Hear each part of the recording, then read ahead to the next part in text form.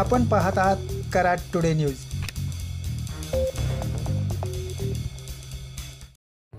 ईद ए मिलाद व अनंत चतुर्थीच्या पार्श्वभूमीवर कायदा व सुव्यवस्था अबाधित ठेवण्यासाठी कराड पोलिसांनी सातारा जिल्हा पोलीस अधीक्षक तुषार दोशी, अप्पर पोलीस अधीक्षक वैशाली कडूकर यांच्या उपस्थितीत शहरातील मिरवणूक मार्गावरून आज रूट मार्च काढला।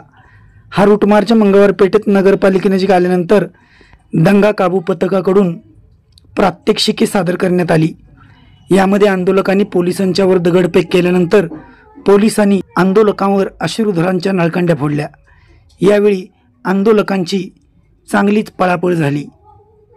या रूट मार्चमध्ये उपविभागीय पोलीस अधिकारी राजेश्री पाटील, वरिष्ठ पोलीस निरीक्षक राजू तहसीलदार, तालुका पोलीस निरीक्षक महेंद्र जगताप यांच्यासह उपविभागातील पोलीस अधिकारी, कर्मचारी तसेच राज्य राखीव दलाचे जवान, सातारा पोलीस दलाचे विशेष पथक व होमगार्ड सहभागी झाले होते।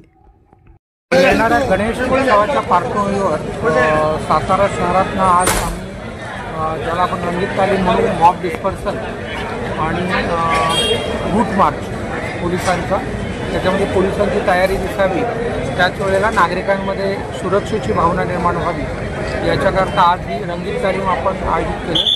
त्याच्यामध्ये इथे आपण आता मॉब डिस्पर्सलचं एक प्रात्यक्षिक घेणार आहोत। अर्थात जागा कमी आहे, लिमिटेड याच्यात घेणार आहोत, परंतु एक नागरिकांना कळावं की कशा प्रकारे पोलीस सुद्धा दंगा कार्य करतात।